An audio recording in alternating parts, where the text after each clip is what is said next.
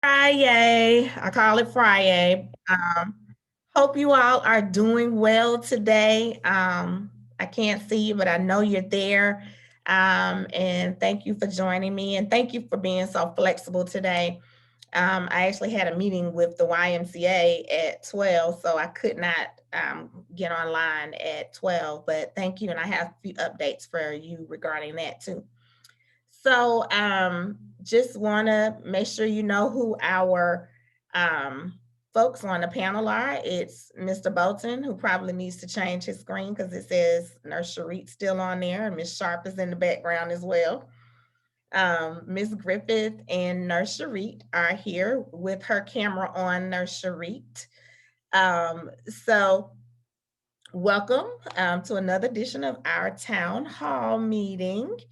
And I want to also let you know these meetings are now going to just be focused on the processes we're putting in place, make sure that you know what's happening and where we're going each week. So it's not something that comes as a surprise to you. You know what's happening and how we're going to do things. Okay.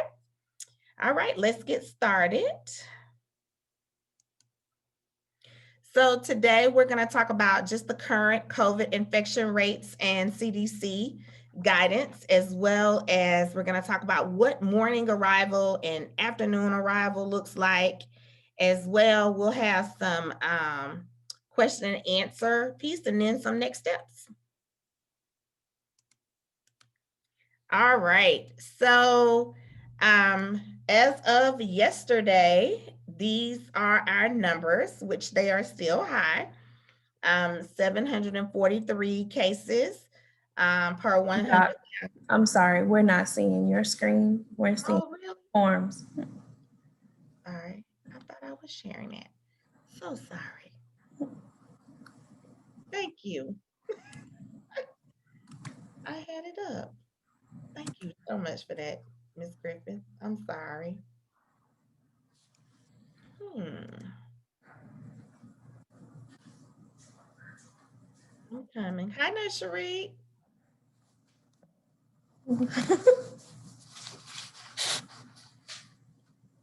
Okay, what about now?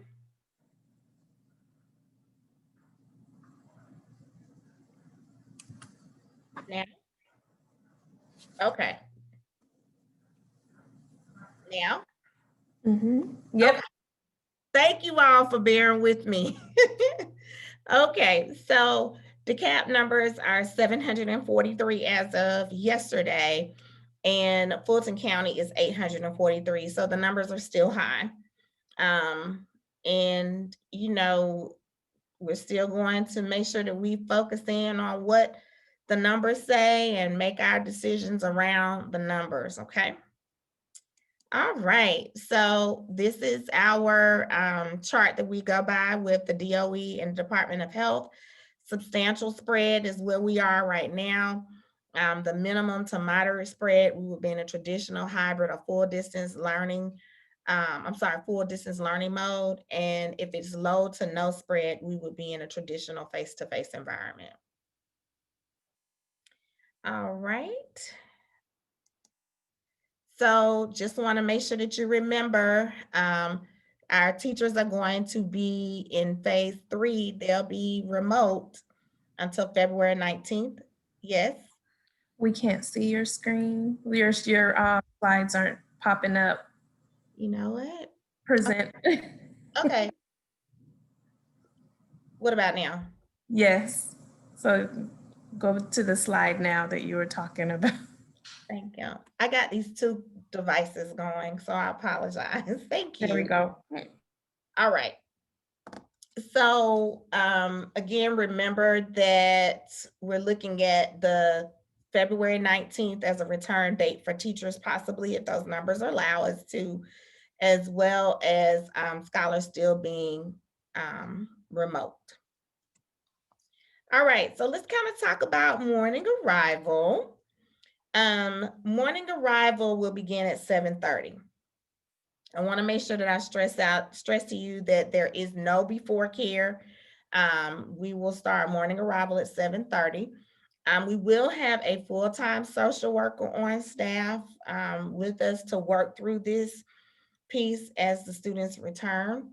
Also, scholars will be screened at the car. So we will have scholars coming in from the front and the back. We will not allow scholars to walk up.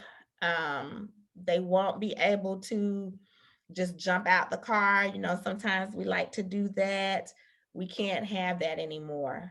We have to screen scholars from the front and as while they're in the car to determine whether they're coming out and coming into the building.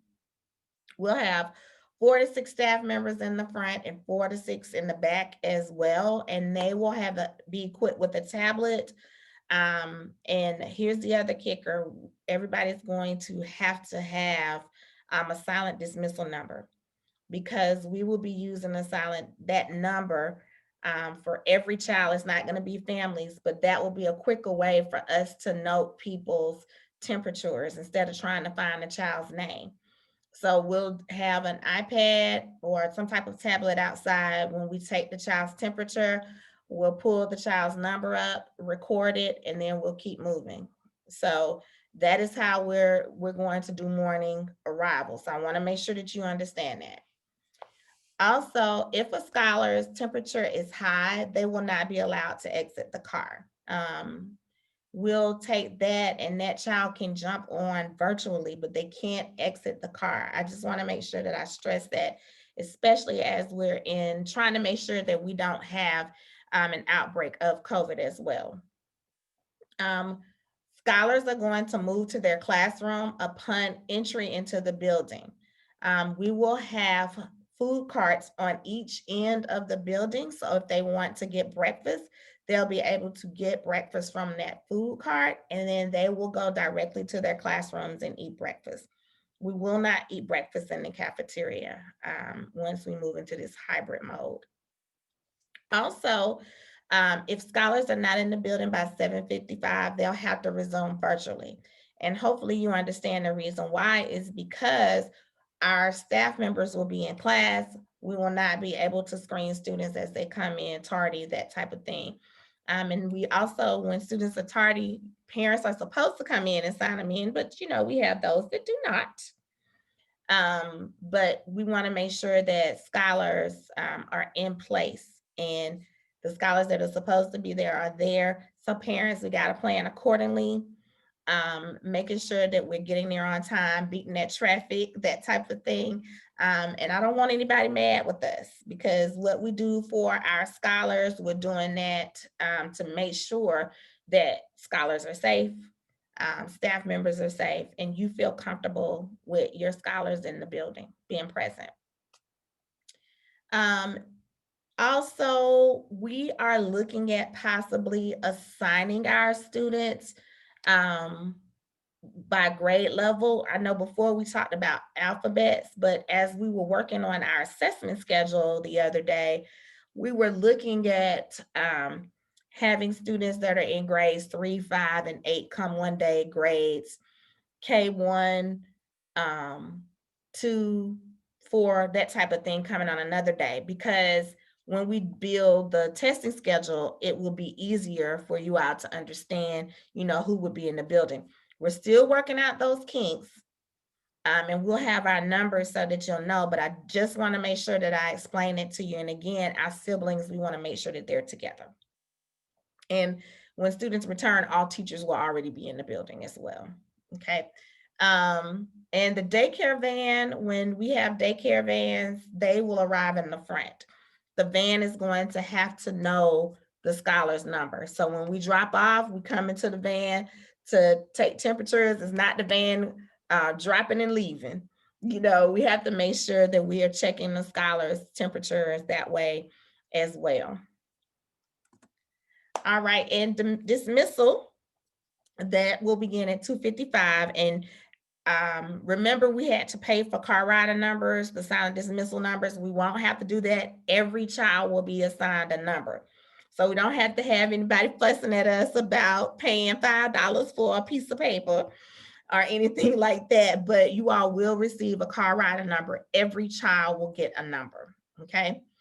And scholars will also be dismissed by their silent dismissal numbers. So parents, I want to go ahead and caution you now. It might take a little while for us to dismiss.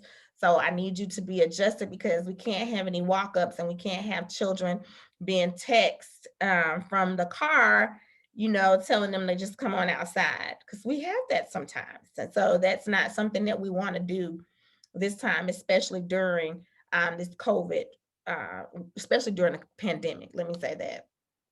Those scholars that are not picked up by 315 or assigned to some type of aftercare program, they are going to forfeit their intent selection to be in a hybrid model. So parents, let's go ahead and make sure that we're thinking about that, even though we don't know if we'll be back by March 1st. Just start thinking about what that would look like for you and how you will have someone that's going to pick your scholar up. Also, the daycare van riders will be dismissed in the back. They'll be the only ones going to the back. And they're going to also need the numbers as well. So only in the back will we have the vans for dismissal. Everybody will be dismissed from the front. All right, so here we'll talk about what happens if a scholar is sick during the day. If a scholar is sick, they'll be placed in an isolation room, and Nurse Sharita probably be able to talk to you a little bit about that. The nurse is going to contact the parent or guardian for pickup, and the scholar must be picked up within the hour. That is something that we have to do, and parents will be required to have 3 emergency contacts, and you're updating those monthly. Making sure that they are okay. These are the same numbers because we have to be able to get in touch with somebody. Sometimes we change our numbers pretty often. And if that's the case, you got to keep us updated. Of course, we don't want to continue to have a sick baby that's here. And then we're also exposing other scholars to those students as well. So we want to make sure that there's somebody that we can contact and that we can make sure that we get them picked up within the hour of that call. Nursery, did you have anything to add to that?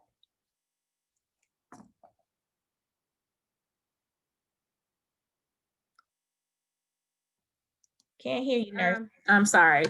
Yes, that's correct. So what the steps is checking in a sick child. What we're planning to do, we're going to have each teacher call me down instead of having the scholars walk through the hallway.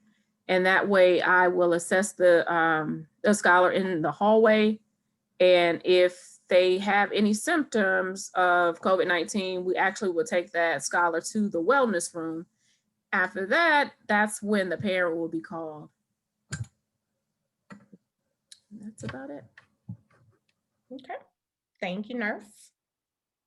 All right. So remember, we need 3 emergency contacts. So that's really like 4 people, yours, and then 3 people. And we need you to update it monthly. Okay. Please update it monthly, or anytime that you change numbers, please make sure that you do that. And guess what? You'll be able to do that through Infinite Campus. So you got to make sure you have Infinite Campus. You won't have to come in and do that. This whole COVID has taken us to a whole nother level of doing things virtually and online. Even early dismissals will be done online. And I'm going to talk about that next week. Like if you're checking out a scholar, all of that, it'll all be done online instead of you having to come into the building. Okay.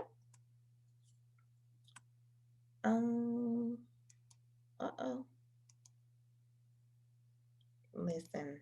Okay. So next steps, I want to make sure that you have filled out your declaration of intent. It closes today. Today. I just checked. We only have 314 people, scholars registered already. And interesting enough, most of our scholars want to be virtual. So you got to make your declaration by today. Tell people about this. Make sure that they know. We won't extend it because we've got to plan accordingly. So they have to make that declaration today. And I know you all are probably inundated with Ms. Griffith's emails, but you all are getting them twice a day. So we're sending them out. And, here's the thing, if we don't have correct email addresses, you won't get the correspondence. So you got to make sure, we want parents to own that and make sure that we're getting that information and that you are online, checking the website, checking for any of the Ivy Vine newsletters. I know it's a lot, but the information is in there. And right now, that's just in the mode or the mindset that we're in. We got to do things virtually and electronically. So next week, during town hall, I want to make sure that I review hall movement, what it's going to look like. And I probably will have my phone just kind of showing you what that's going to look like, as well as what lunch and breakfast will look like. We'll have Ms. Bolton on so that she can kind of talk to you about that. What restroom usage looks like, how we'll do the new restroom procedures, and any medical forms. Nurse Sharit will probably go over that with you. And if you need to update any of your medical contact, please make sure that you do that. So again, these meetings now are going to be about how we're doing things. The video will be posted on the website, the recording, so parents know, as well as the actual PowerPoint. So they'll be able to see that as well. Okay. Let's move, I guess, to our question and answer time. If you have any questions, we do. We have a few questions that popped up during. Okay, so Ms. Wilson, she asks, what is the plan for those who are asymptomatic and they get into the school still being able to spread the virus? Okay. Mr. Bolton, Nurse Sharit, you all want to answer that? Okay, I can answer it. Just like anybody, being asymptomatic, meaning I can't pick up a temperature, you don't have a cough, runny nose, diarrhea, any of those symptoms. So what that's why we're trying to push the mask, having the scholar keep on their mask throughout the day, just washing their hands daily, and just keeping 6 feet apart from each other. So there's really no way to tell if that person that's asymptomatic is actually have, any symptoms or the disease itself. And remember, I talked about this before, that the uniform is the polo top, khaki pants, and a mask.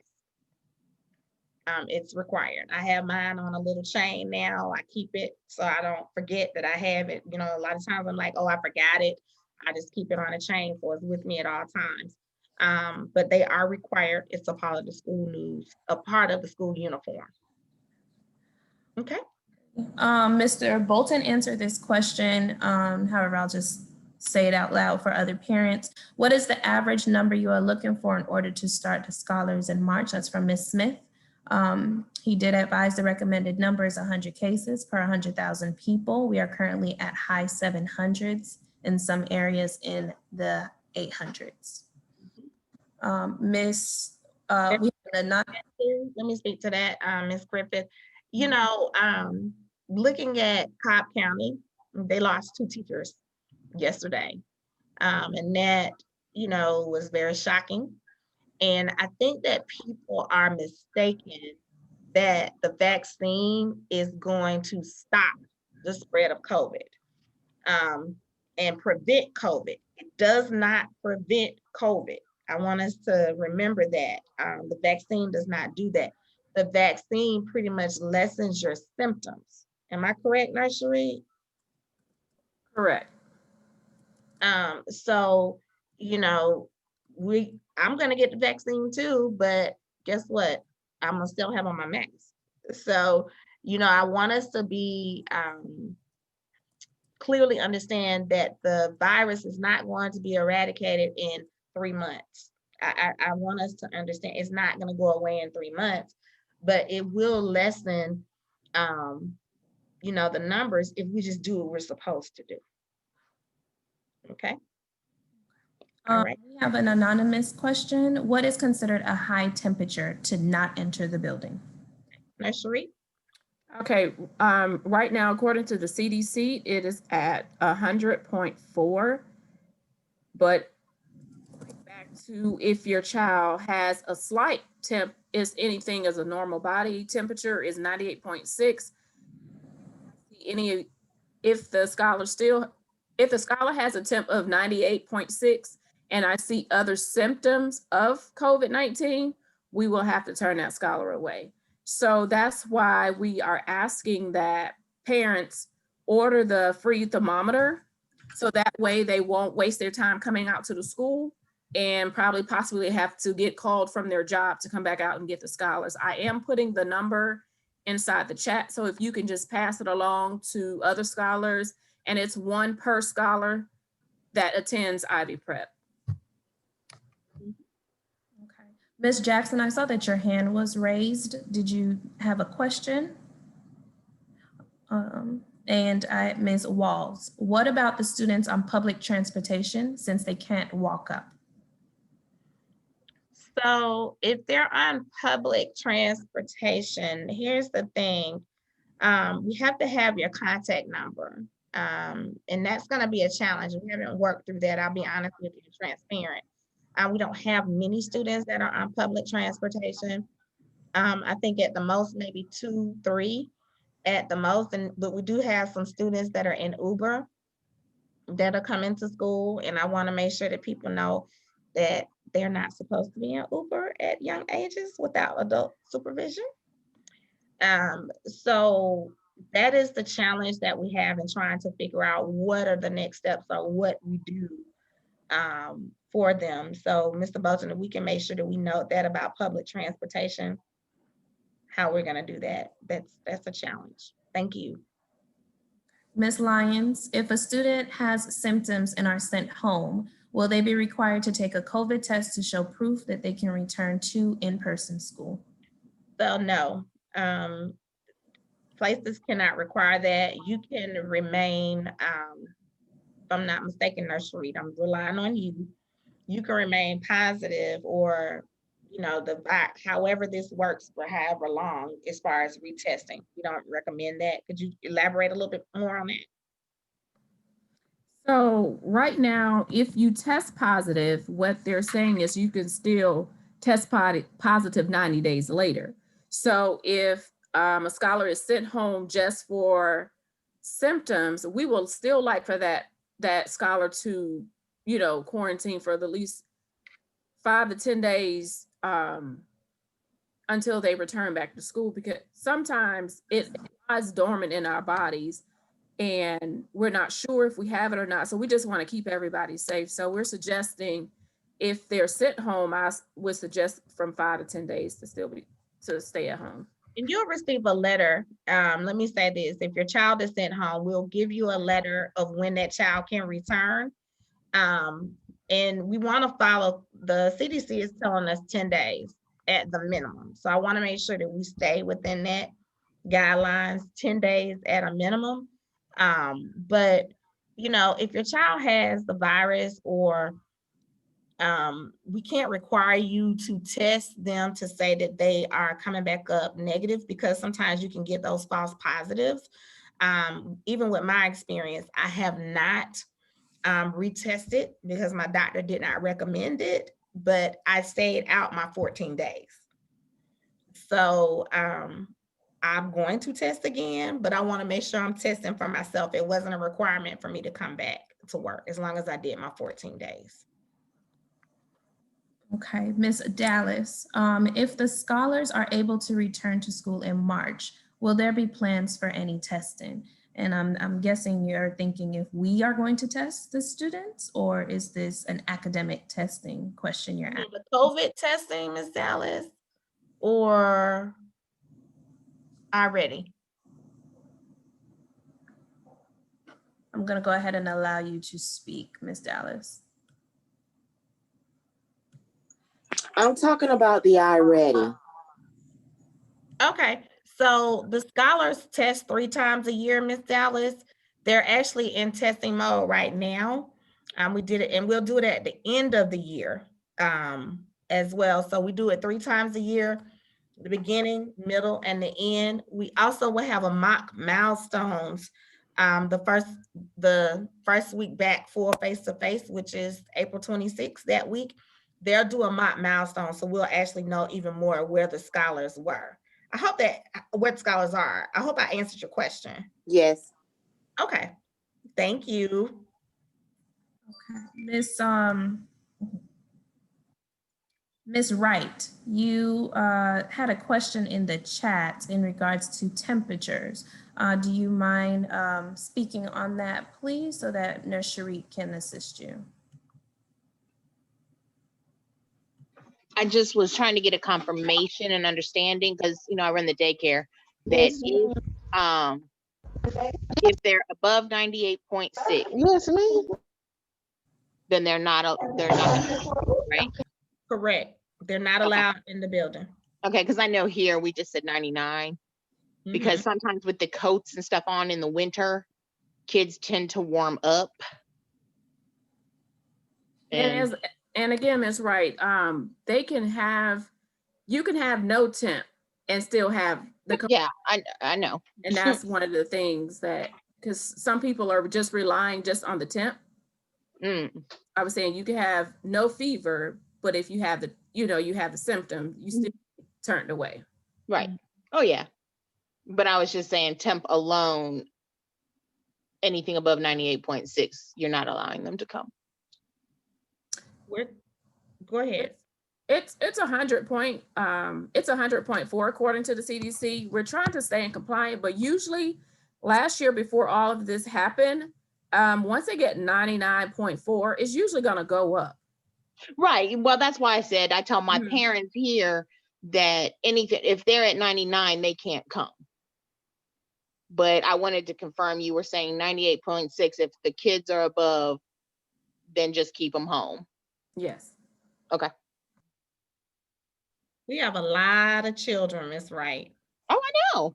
Trust me, I'm been down not one day during this whole pandemic thing with and my parents, I've had to ask them to understand that, you know, if they're showing any symptoms, we just don't want them here because we can't afford to infect the teachers and other kids. So yeah, I gotcha. Yeah, I think about with my son's school, you know, they take temperatures, but we also have to do their temperatures and record it in an app. And so if we tell them that the temperature is 99 point whatever, and their child is not displaying any symptoms, they still tell us they can't come. You know, they don't know. And we also have like the thermal scans in the building now. And so I know that some teachers, when we get the readings from a thermal stand, it goes to everybody's email, like somebody's there with a high temperature. And we've had some people that have come in with just drinks, coffees or teas, and they might have 107 temperature. And we're like, what? Somebody is in here with that, but it was because of that coffee or that tea. So remember that we're doing the thermal scan, we're doing the thermometer guns when we're testing the children. So it might not be, you know, it's going to give us a pretty accurate reading, so their numbers might not be as high. But I personally want to make sure the children are safe and the staff. Okay, all righty. So I also, please put your questions in the chat or in the question and answer if you have any other questions. I also want to kind of touch on early arrival and dismissal. As a lot of our returning parents know, we are all included in arrival and dismissal in the morning. And even at this point, we are all probably going to be included to make sure that kids know what classroom they're going to and to help with the scanning and all of that. So usually our busy time of the day falls between 7:30 and 8:30 in the morning and 2:30 and 3:30 in the afternoon. However, that also tends to be the best time for parents to call the school. And it's hard for us to make sure that your child is safe walking across to her vehicle in the afternoon, or to also make sure that they find their way to their classroom in the morning. So if you do feel like you need to call because you are running late, please understand we still will not be able to accept your child, even if you call and let us know you'll be arriving after 7:55. And if you're calling to let us know that you may be arriving late to pick them up, during that time, send us an email. A lot like me specifically, I have my phone on me all the time. My email is connected to my phone. I'll see your email more than I will pick up that phone because I'm outside or I'm in the hallway. Okay. You also have to, let me say this too, like early dismissals, when people are saying, you know, I need to get this person, whatever, you're still gonna have to send us something in writing. And we don't want to take any paper, so you'd have to fill out the process, and I'll go through that once we get to that. It'll be a form on the website where you'll be able to upload that information for early dismissals. We can't take paper. Again, paper is very porous, so I want to make sure that you all are aware of that and understand that. Just like for us, we've had a scare here already. We had someone in the office that had COVID, tested positive for COVID, had only a headache, no temp, none of that. And so we've got staff members that are at home now, you know, just nothing. So we had to quarantine. So guess who's working the front office? Mr. Bolton and myself, back and forth.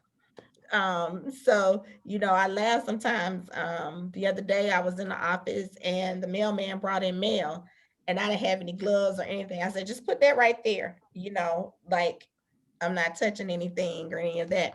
But that's me and my fears just because of having had COVID. So that has made me extremely anxious and a little nervous, but I'm working on it. I'm getting better. Any other questions?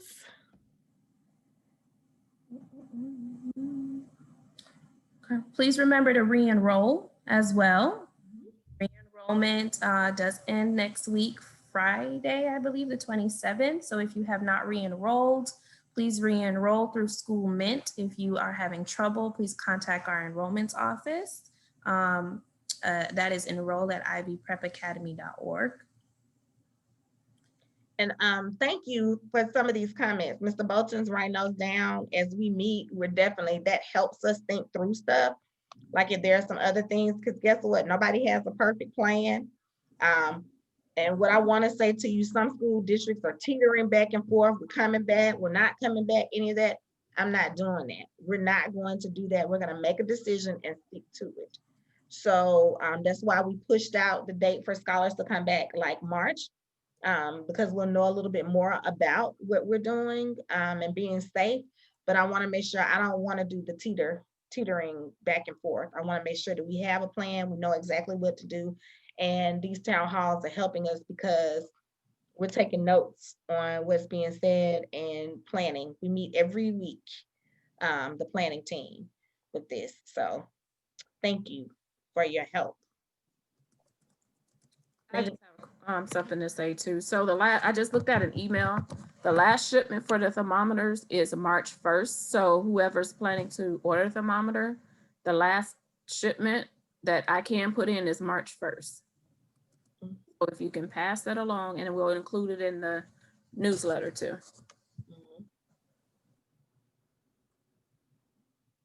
Miss Wright, I saw you wanted to know if you registered Andrea for Face-to-Face.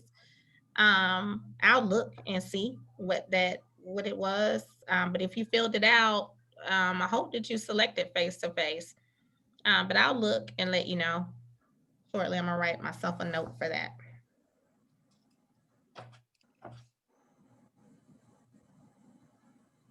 And it wasn't face-to-face, it's hybrid or virtual. I want to make sure I got that correct. Okay. Did we answer Ms. Tolan's question about aftercare or extracurricular activities, Ms. Tolan?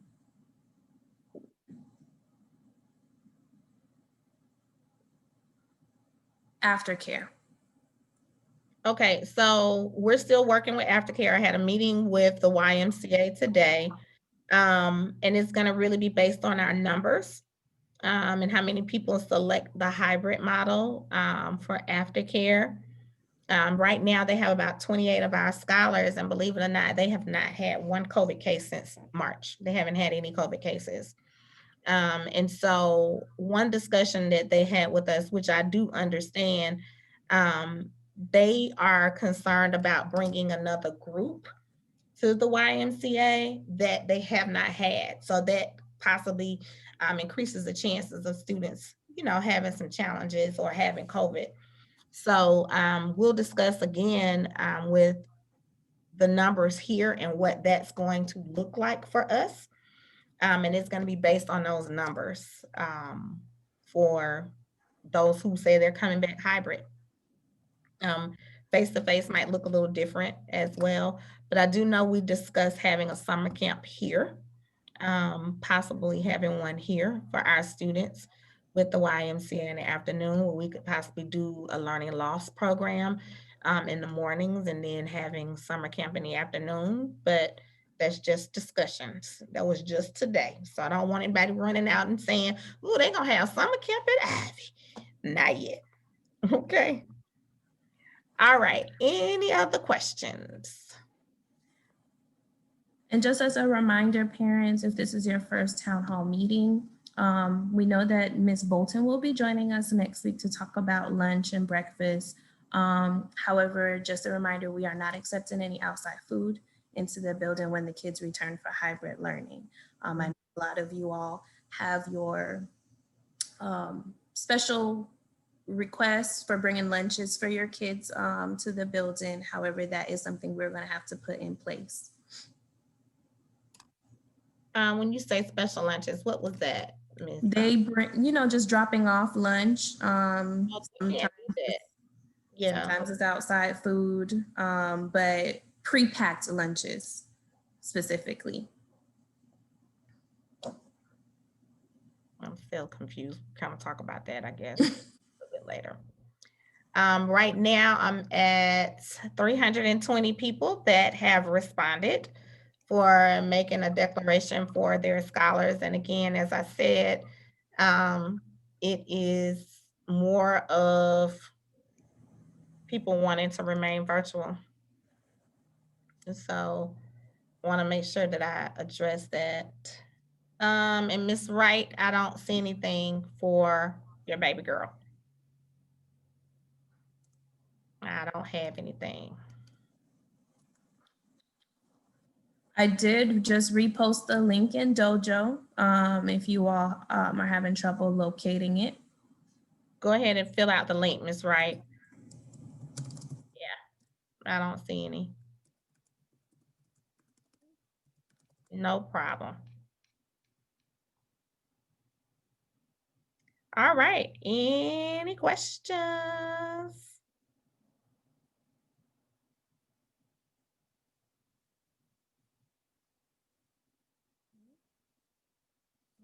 No questions?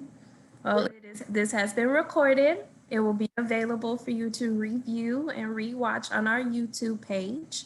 I will also send it out through our newsletter as well as the slideshow. And Miss Bess, I'm sorry I missed you this morning picking up the sparrow balls. I wish I could have seen you. All right, everybody. Thank you so much. I'll see you next Friday at 12 o'clock. And again, we'll be covering lunch and breakfast, movement in the hallways, and restrooms. And we'll probably be able to talk a little bit about early dismissals and that type of thing. So have a great day. See you all. Be safe. Bye-bye.